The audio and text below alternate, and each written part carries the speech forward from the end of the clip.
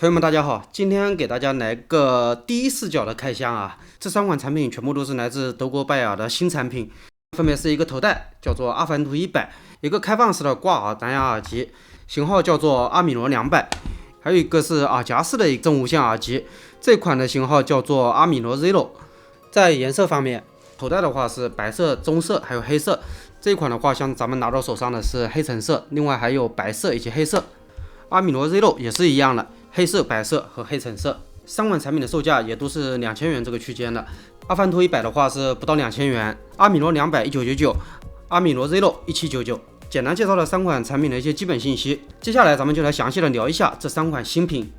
首先第一个阿米罗 Zero 这个产品的出现其实有些出乎我的意料啊，因为如果说我们回忆一下目前的耳夹式耳机的这个市场，会发现这个市场似乎没有传统品牌的加入。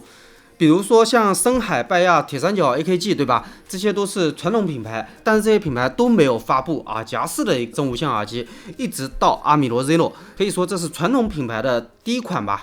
大家知道我们原生态经销的品牌大多数都是传统品牌啊，所以这也意味着咱们在这之前都没有销售过任何的耳夹式耳机。其实近1年来，因为耳夹式耳机非常的火爆嘛，所以经常有客户问我们说你们有没有耳夹式的耳机可以推荐的？不瞒大家说啊，我一个型号都没有，所以也就无从推荐了。好消息是，现在终于有了一个阿米罗 Zero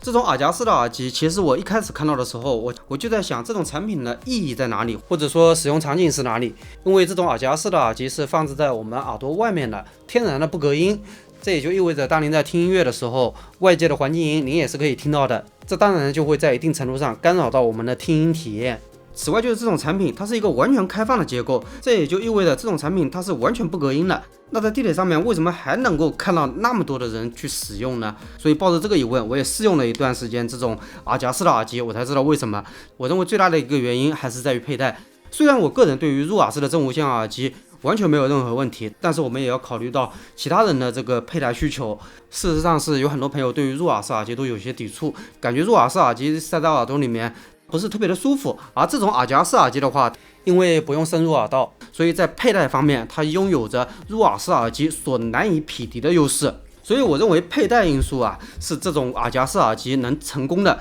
最大的原因。此外还有一个因素就是，就像刚刚说的，这种耳机因为不隔音嘛，所以哪怕您戴着耳机跟旁人的交流也是没有任何的障碍的，因为旁人的声音您是完全可以听到的，外界的环境音您也可以听到。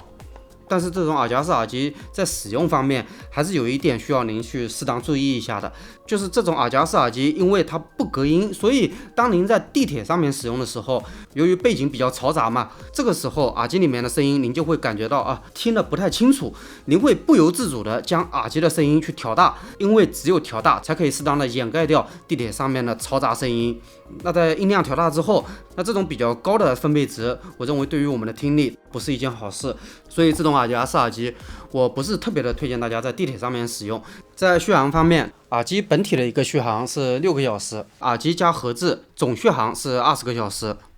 在音质方面，我也对比了一下市场上面的其他品牌的耳夹式耳机，拜雅这款阿米罗 Zero 在音质方面，我认为比起其他品牌还是要有所胜出的，毕竟这个价格对吧？因为大家知道耳夹式耳机普遍就几百块钱嘛，超过1000的都不多拜雅上来就来了一个1799，这个售价如果说还不能够带来更好品质的音质表现，那拜雅也就白活了，好歹也是一个100年品牌了。所以我们可以说，拜雅的这款阿米罗 Zero 就是目前市面上音质最好的耳夹式耳机之一。这种耳机当您佩戴上耳朵之后您可能会不自觉的戴着这个耳机一戴就是一整天，因为它对于我们耳朵的负担几乎可以忽略不计。耳机重量方面控制的也非常到位，单边只有6克，所以这款阿米罗 Zero 我在试用的时候一戴就戴了一个上午。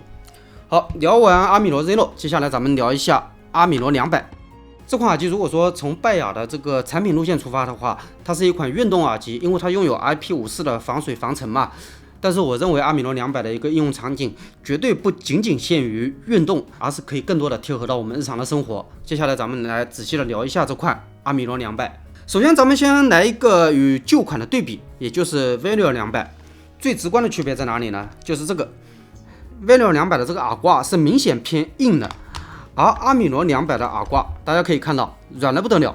那这一点的改变会给我们的佩戴舒适度带来一个很大的提升的。其实在 Venue 200的样机抵达我们门店的时候，我就试听过。对于 Venue 200的音质，我是非常认同的，因为这种开放式的挂耳式真无线耳机啊，它可以实现我们入耳式耳机所难以匹敌的声场，毕竟距离耳朵有一段距离的，对吧？但是啊，我带这款 Venue 200佩戴有2个问题，第一个就是这个舒适度的问题，第二个就是我戴不好这款耳机。这款耳机对于佩戴还挺挑的，戴好了的话，声音应该是一种非常饱满、非常圆润的声音，而戴不好的话，声音就会显得有些空洞、有距离感。我就是因为这2个原因，所以说 Venue 200我就一直没有选。到了这一款阿米罗200，我大概就试听了2分钟吧，我直接就跟拜耳的朋友说，给我来一个。不过我选的是白色，我没有选这个黑橙色，还在路上，今天还没收到。为什么我会选这个耳机呢？第一个是这款耳机的续航，比起咱们前面说的阿米罗 Zero 要更长一些，耳机单次续航达到了11小时。那这也就意味着我在上班的时候可以一整天的戴着这个耳机，可以方便咱们摸鱼，对吧？没事的时候想听啥，只需要手机拿出来看看视频啊，听听音乐啊，都是可以的。所以续航方面对于我而言啊，是一个比较重要的因素。第二个的话就是音质了，在音质方面，阿米罗200是采用了一个11×18毫米的单元，而不是全长的球形单元。这一点其实我挺意外的，因为这种结构啊，在耳机当中应用的其实不是特别的多。但是好消息是，这款耳机的音质依然保持在线，没有出现反向升级的这个问题。因为咱们知道有些品牌换了新款之后，结果音质还不如老款，这个问题还挺常见的，对吧？阿米罗200没有这个问题，而且还在 Venue 200，也就是旧款的基础之上，把低频以及人声的口型进一步增强了。所以如果说您对于音质有更加严苛的要求啊，那么在开放式耳机这个品类当中，我会更愿意推荐您阿米罗200这款耳机。这款耳机等我拿到手之后，我大概率就是一戴一整天了。虽然比起这款耳夹式的要重一点啊，因为咱们毕竟是玩了那么多年的有线耳机，这个耳朵的接受能力早就练得异于常人了。对于我个人来说啊，这种耳机哪怕挂在耳朵上面，也不会造成任何的不适感的。前面说了，这款耳机是一个耳挂的结构，可能有朋友要想了，小甘，我是戴眼镜的，戴这种耳机会不会有问题？我认为啊，多多少少还是会有一些的。不过我也让我们店里的几个同事戴了一下，他们那个眼睛度数动不动都是300-500度的，试了一下这个佩戴，都说没有什么太大问题，是属于可以接受的。但是如果说您对于佩戴舒适度要求比较的高啊，那我还是会更建议您到实体店去试一下，再做决断。好，那关于阿米罗200的介绍就到这里。这2款耳机前面有一点忘记跟大家说了，就是这2款耳机在蓝牙协议的支持上面啊，都是只支持 SBC 和 AAC 的。至于像什么 LDAC、LHDC、aptX 等等，一律不支持。这可能也跟他们的产品形态有关，因为反正都是偏功能型的了，所以在蓝牙协议上面就没有做的特别的夸张。最后咱们来开一个全新的，就是这款阿凡图100。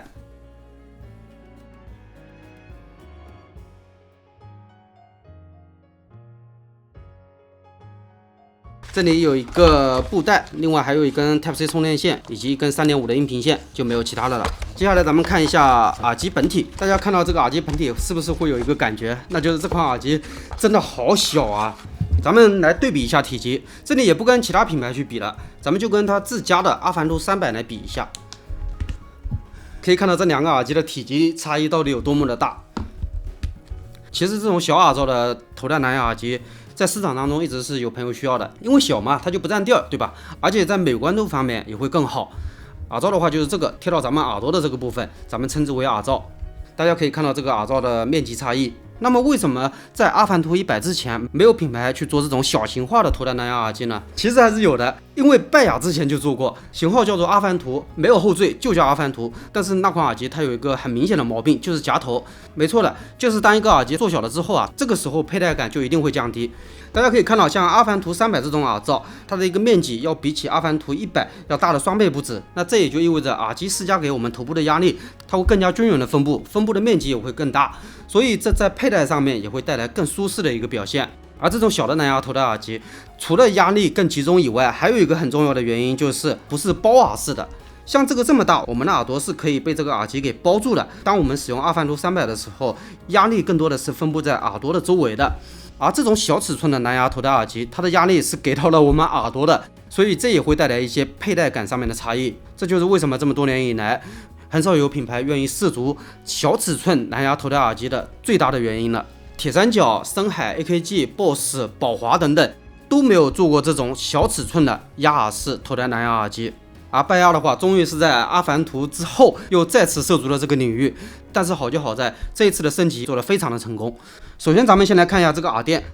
拜亚这一次的这个耳垫啊，大家可以看到在耳垫的厚度方面做了一个非常夸张的增加，就是拜亚可能意识到了这个问题，既然这种小尺寸的蓝牙头戴耳机它的一个压力更集中，那我就把这个耳垫的材料做得更软，做得更厚，那这个时候压力不就得到了一个更加平均的分布了吗？我戴在头上虽然没有阿凡图300这么的舒适，但是我认为在这种品类的蓝牙头戴耳机当中，它的一个舒适度已经是到目前为止做的最好的了，比起之前的阿凡图那简直就是一个天一个地了，并且这一次还加入了降噪功能。那这种小尺寸的蓝牙耳机有没有哪些地方是它独有的优势呢？我认为有一点是非常重要的，这一点往往大家在看的时候啊也会忽视掉的，那就是重量。这款阿凡图100的一个重量是220克，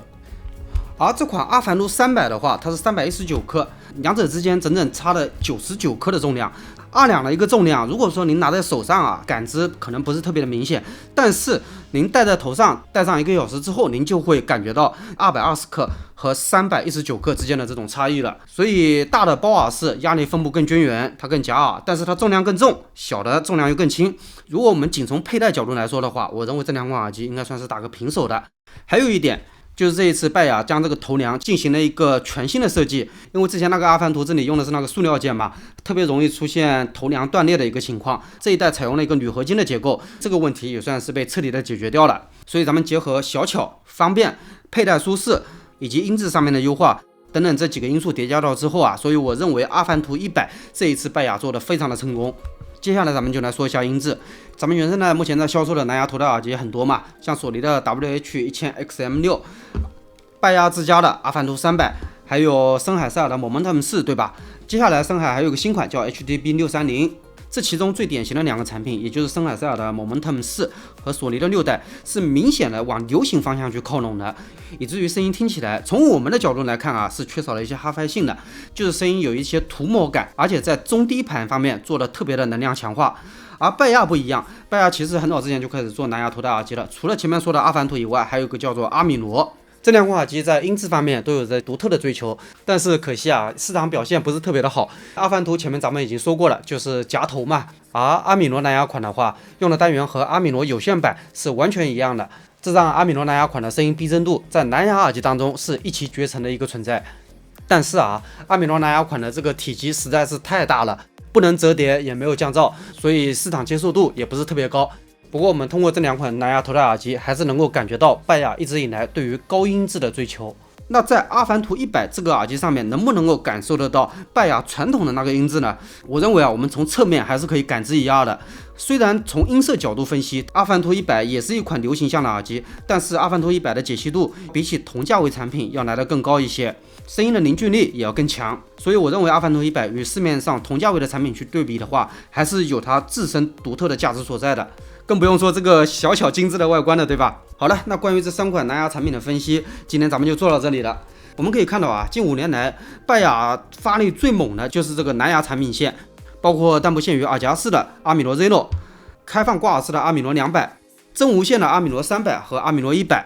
头戴蓝牙的阿凡图100、阿凡图300，甚至于连线蓝图都做了蓝牙版。可以说拜亚大部分的这个研发精力都花在蓝牙无线这一条产品线上了。但是我们同时也注意到，拜亚在监听产品线方面也没有停止脚步，因为这2年来陆续发布了 DT1770 Pro MKR， 还有 DT1990 Pro MKR。此外还有990 Pro X 这个新款监听耳机。但是我也注意到一点，就是 HiFi 产品线似乎被拜亚给遗忘了。我们可以看到 T1、T5 的3代发布之后，